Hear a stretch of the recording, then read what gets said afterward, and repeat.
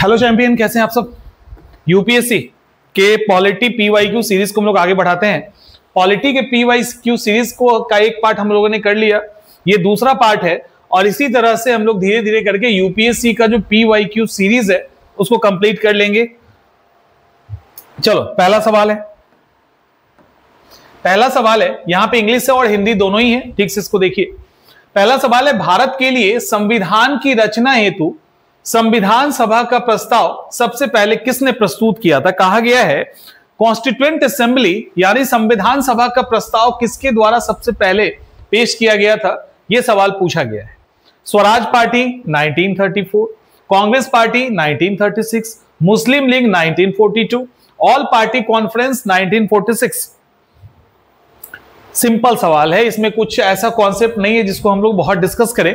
सवाल सिंपल है, स्वराज पार्टी के द्वारा 1934 में सबसे पहले कॉन्स्टिट्यूएंट, यहां पे देखिए कॉन्स्टिट्यूएंट असेंबली संविधान सभा की स्थापना किसके लिए, तो कॉन्स्टिट्यूशन को बनाने के लिए, किसके, भारत के संविधान को बनाने के लिए इसका प्रस्ताव रखा गया था। आगे ये ठीक है। क्रिप्स मिशन के प्रस्ताव के संदर्भ में, in the context of Cripps mission, यहां पे उनके प्रपोजल पर विचार कीजिए और इस प्रपोजल में कौन सा सही है ये चुनना है। अच्छे से सुनो। पहला सवाल, संविधान सभा में प्रांतीय विधानसभाओं और साथ ही भारतीय रियासतों द्वारा, क्वेश्चन क्या है, पहला ऑप्शन क्या है, ठीक से सुनिए, एक एक लाइन। यूपीएससी का सवाल में सबसे जो अहम है ना वो है आपका उसको पेशेंस के साथ पढ़ना। पेशेंस के साथ नहीं पढ़ोगे चूक हो जाएगा। कैसे होता है इसको अभी बताते हैं।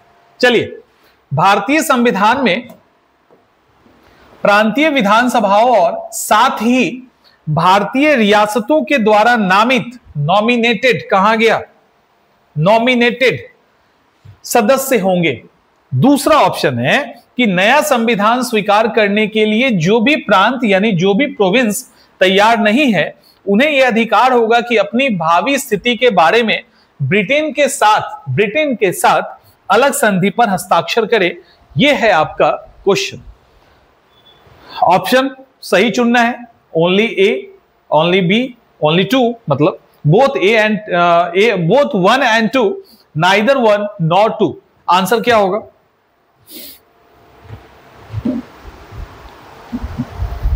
इसमें से सही चुनने की बात की जा रही है ना। कंफ्यूजन पता है क्या हो गया? कंफ्यूजन यहां पे क्या हो गया कि इसके आंसर को मैक्सिमम बच्चों ने सी कर दिया था, जो नहीं होगा। क्यों नहीं होगा उसको देखिए। यहां पे क्वेश्चन क्या कह रहा है, दी कॉन्स्टिट्यूएंट असेंबली विल हैव, होगा क्या भाई, यानी कॉन्स्टिट्यूएंट असेंबली के पास होगा क्या, members nominated by the provincial assemblies as well as the princely state, Indian princely state। nominated members होंगे प्रोविंशियल असेंबली और इंडियन असेंबली से, इंडियन प्रोविंशियल असेंबली से। ठीक है, मतलब समझ में आ रहा है क्या कहना चाह रहा है। और हिंदी पढ़ो, देखो कैसे फंसेगा। भारतीय संविधान में प्रांतीय विधानसभाओं के साथ ही देखो, प्रांतीय विधानसभाओं, और यहां और लगाने के बाद लगा कि चलो चीजें अलग हो गई, लेकिन एक वर्ड यूज कर दिया साथ ही, एज वेल एज, साथ ही भारतीय रियासतों द्वारा नामित सदस्य होंगे। गेम पलट गया, आंसर गलत हो गया। ठीक है, आंसर गलत हो गया, यहीं पे गलती हुई। अब यहां पे इंग्लिश जब पढ़ोगे, इसीलिए कहते हैं यूपीएससी के तैयारी के दौरान आप कम से कम इतना, एक तो आपको कंपलसरी इंग्लिश क्रॉस करना ही करना है, तो कम से कम इतना इंग्लिश आप जरूर जाने कि थोड़ा भी कंफ्यूजन हो तो इंग्लिश की तरफ आप क्वेश्चंस, उसके ऑप्शन पढ़ सके। इतना इंग्लिश आपको आना चाहिए। इतना इंग्लिश यदि नहीं आता है तो फिर ये रिस्की है। यूपी, एक चीज हमेशा ध्यान रखना, आप जब मेंस दोगे तब दोगे, लेकिन यूपीएससी की तैयारी के दौरान इंग्लिश को इस लेवल पे जरूर कर लेना कि आप हिंदी के साथ साथ इंग्लिश के क्वेश्चंस को पढ़ सके, समझ सके।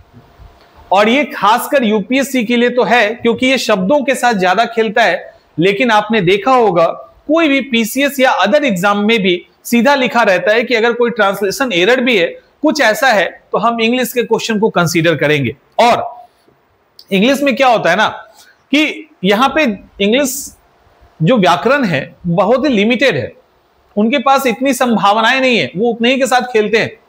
और सबके पास एक वास्ट ग्रामर है, तो वो अलग अलग जगह अलग अलग चीजों का यूज कर देते हैं, जिसके कारण बच्चे फंस सकते हैं। इंग्लिश और लैंग्वेज के कंपेयर में बहुत ही आसान है, हमें मुश्किल लगता है वो एक अलग बात है। तो यूपीएससी या पीसीएस की तैयारी के पहले कोशिश करना एक बेसिक इंग्लिश कि यदि इसको पढ़ते समय आपको थोड़ा भी डाउट हो तो आप इस तरफ शिफ्ट हो जाओ, एक बार गो थ्रू हो जाओ, है ना। तो इतना इंग्लिश आपको जानना चाहिए। और इसलिए इस तरह के कई सारे सवाल है जहां पे मैंने इसके पहले भी बात किया है कि देखो हिंदी में क्या है और इंग्लिश में क्या है, तो इतनी इंग्लिश आपको आनी चाहिए। और अभी से भी अगर प्रैक्टिस करोगे ना, अपकमिंग बीपीएससी का एग्जाम है, यूपी है, यूपीएससी है, कई बार आप सिर्फ हिंदी इंग्लिश दोनों को देखने की आदत डाल लोगे तो कुछ क्वेश्चंस तो आपके वैसे ही सही हो जाएंगे, ठीक है।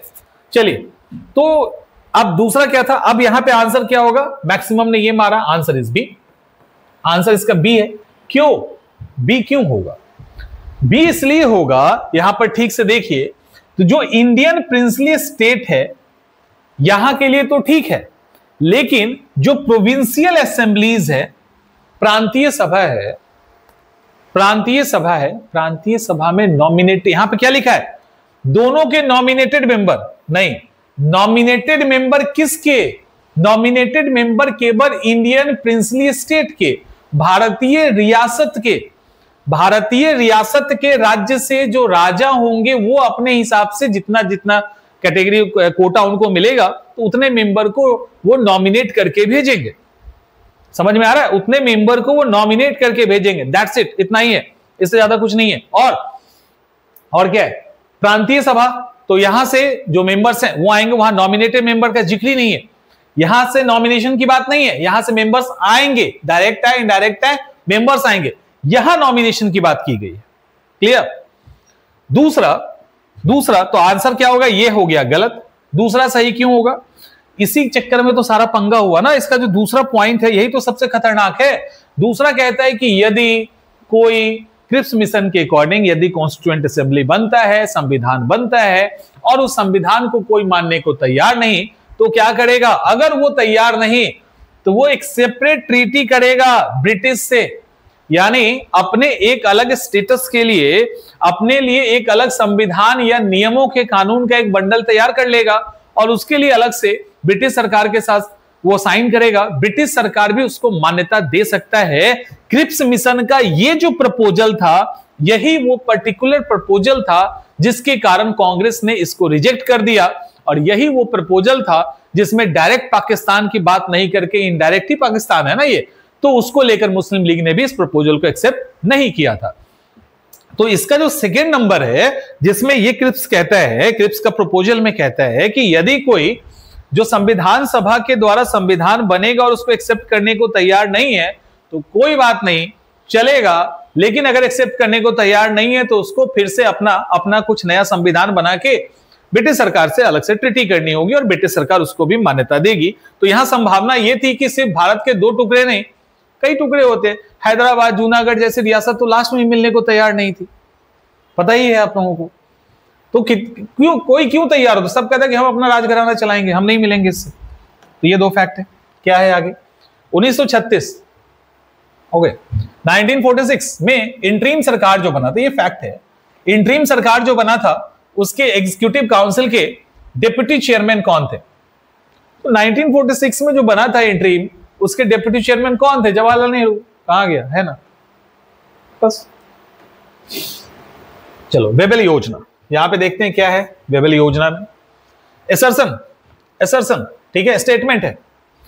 वेबल योजना के अनुसार कार्यकारी परिषद में हिंदू और मुस्लिम सदस्यों की संख्या समान होनी थी। बेबल योजना के अनुसार कार्यकारी परिषद में हिंदू और मुसलमानों की संख्या समान होनी थी। कारण यानी रीजन क्या है भाई? बेबल का विचार था कि ऐसी व्यवस्था से भारत का बंटवारा बच जाता, भारत का बंटवारा बच जाता। A B C and D ये ऑप्शन आपके, A B C and D ये ऑप्शन है।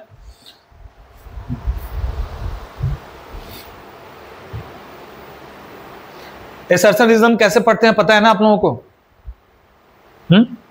पता है ना?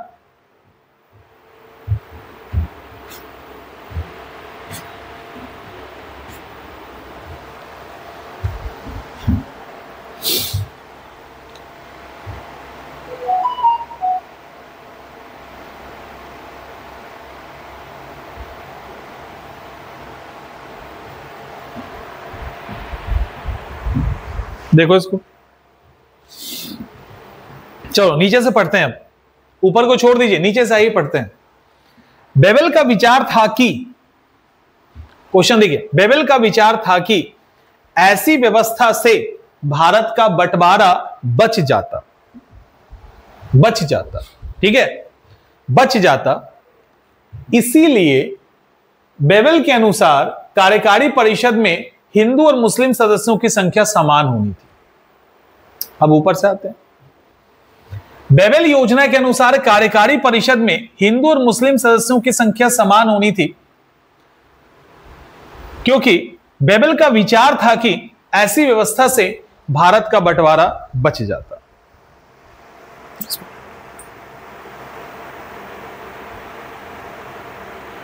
ठीक है, भारत का बंटवारा बच जाता। तो असर्शन और रीजन पढ़ने का एक पर्टिकुलर तरीका होता है। आप रीजन से असर्शन की तरफ जा सकते हैं, असर्शन से रीजन की तरफ आएंगे। जब आप एक के से दूसरे की तरफ जाएंगे, जैसे मान लो आप कथन से कारण की तरफ आते हैं, तो आपको बीच में क्या लगाना चाहिए? अब यहां पे लगा के पढ़ते हैं। बेबल योजना के अनुसार कार्यकारी परिषद में हिंदू और मुस्लिम सदस्यों की संख्या समान होनी थी, समान होनी थी, क्योंकि यहां पे हम क्योंकि लगा सकते हैं। कारण क्या था? क्योंकि बेबल का विचार था कि, बिकॉज लगाएंगे, क्या विचार था कि ऐसी व्यवस्था से भारत का बंटवारा बच जाता। अब रीजन से चलते हैं। बेबल का विचार था कि, रीजन से असर्शन की तरफ चलते हैं। बेबल का विचार था कि ऐसी व्यवस्था से भारत का बंटवारा बच जाता, इसीलिए बेबल योजना के अनुसार कार्यकारी परिषद में हिंदू और मुसलमानों की संख्या समान होनी थी। अब बताओ, जस्टिफाई कर रहा है कहीं पे? आपको तो स्टेटमेंट मुझे पता है कि क्लियर पता होगा, लेकिन जब हम असर्शन रीजन कभी भी ऐसे पढ़ेंगे ना, तो हमें ये चीजें क्लियर हो जाएगी। हो गया ना? अब एक तो ये तो गलत ही है, आर तो गलत ही है, कहा गया, कारण गलत हो गया। ठीक है, तो answer is C, answer is C. इसका आसान, असर्शन रीजन को ठीक से पढ़ना सीख लोगे ना, तो चीजें ऐसे ही आसान हो जाएंगी। तो बेबल का ऐसा कोई प्लान नहीं था, इसलिए हिंदू मुस्लिम को इन्होंने इक्वल संख्या में नहीं डाला था कि भारत का बंटवारा बच जाए। इससे कोई इसका लेना देना नहीं था। और यहां पे बात क्या हुई? हिंदू मुस्लिम को बराबर करने की बात हुई। तब भी हिंदुओं ने सोचा कि ठीक है, हमारी संख्या अधिक है, तब भी हम एक्सेप्ट कर लेते हैं। कांग्रेस ने सोचा चलो एक्सेप्ट करते हैं, गांधी रेडी थे, कोई दिक्कत नहीं था। लेकिन मुस्लिम लीग यहां पे फिर से अड़ गया, बदमाशी करने लगा। मुस्लिम लीग ने कहा नहीं, मुस्लिम लीग ने कहा नहीं, जो मुस्लिम जाएंगे ना वो सिर्फ मुस्लिम लीग से ही जाएंगे। यहां पे मेन पंगा फंस गया। अगर ऐसा नहीं, अगर ऐसा गलती से भी कांग्रेसों ने स्वीकार कर लिया होता, अगर कांग्रेस ने गलती से स्वीकार कर लिया होता, तो मामला फंस जाता। क्या होता? अगर ऐसा होता तो यह मान लिया जाता पूरे भारत में मुसलमानों को रिप्रेजेंट करने वाला एकमात्र संस्था है, और वो है मुस्लिम लीग। जबकि मुस्लिम कांग्रेस के अंदर भी थे, मुस्लिम और पार्टियों में भी थे। लेकिन अगर ऐसा होता तो कांग्रेस ने इसको नहीं माना, और फाइनली जो था ये बेबल योजना भी फ्लॉप कर जाता है। देखो, अभी थोड़ी सी तबीयत खराब है, तो उसके कारण कुछ समय पहले तक पूरा एनर्जी था, अब अचानक से लगता है एग्जॉस्ट हो चुका है, अचानक से एग्जॉस्ट हो गया। चलिए, निम्नलिखित में से कौन सा संविधान सभा के विषय में सत्य है? कॉन्स्टिट्यूएंट असेंबली के विषय में सत्य है। पहला, ये वयस्क मताधिकार पे आधारित थी, वह प्रत्यक्ष निर्वाचन का परिणाम था, बहुदलीय निकाय था, अनेक समितियों के माध्यम से काम किया, चौथा भी है, 4 है चौथा, ठीक है,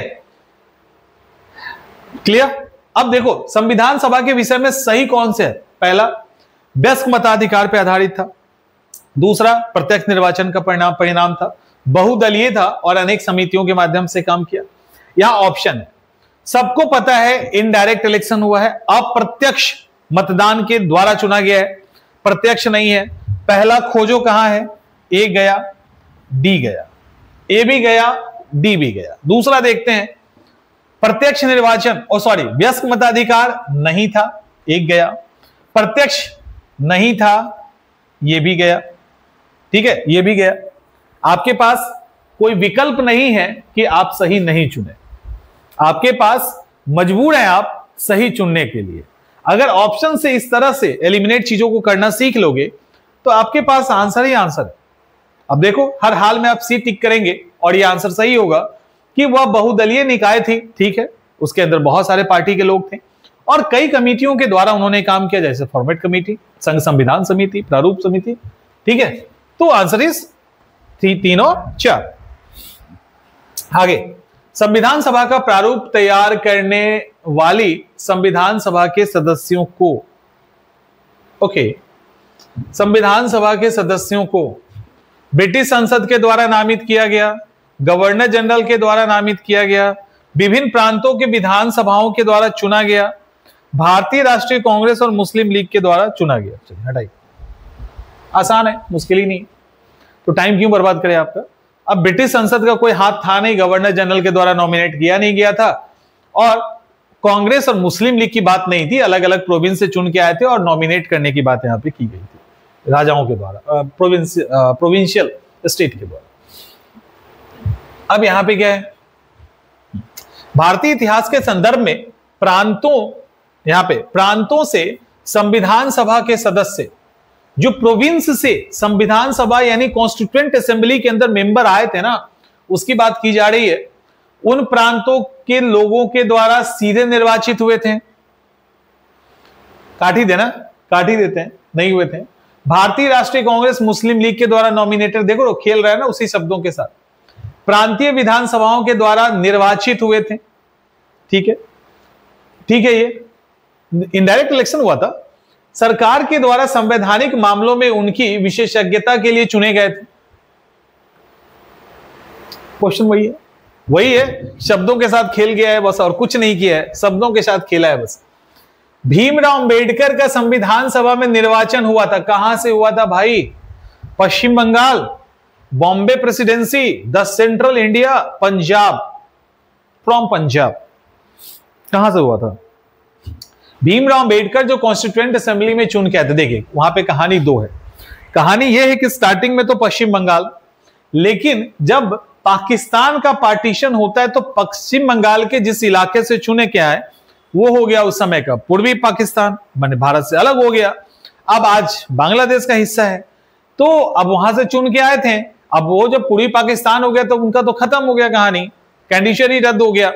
तब फिर से वो बंबई से चुनाव लड़े और बंबई से जीते, तो आंसर इज बी। आगे, निम्नलिखित कथनों पर विचार कीजिए। क्या है भाई?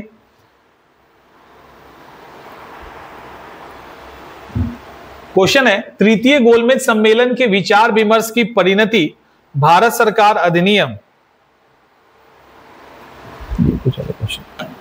ये यानी इसको करवा चुके हैं हम, हाँ ये हो चुका है। चलिए, हाँ यहां क्वेश्चन है कि निम्नलिखित में से संविधान सभा की संघ संविधान समिति के अध्यक्ष कौन थे?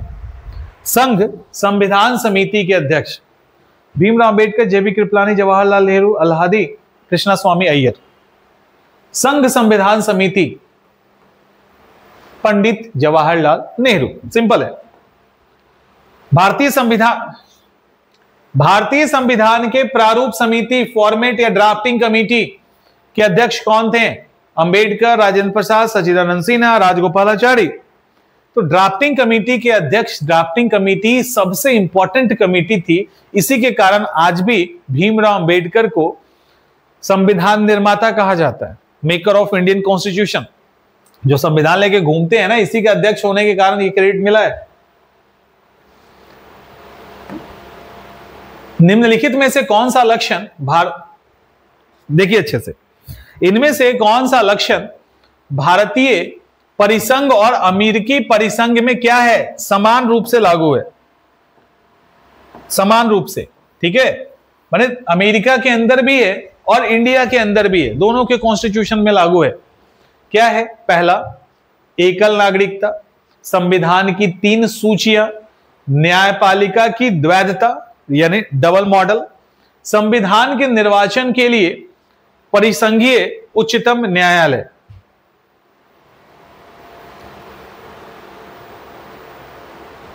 Answer is D. Single citizenship है? नहीं है ना, हमारे यहां जुडिशियरी का सिंगल मॉडल है, सिंगल हायरार्की मॉडल है, और संविधान के निर्वाचन के लिए हमारे यहां सुप्रीम कोर्ट है।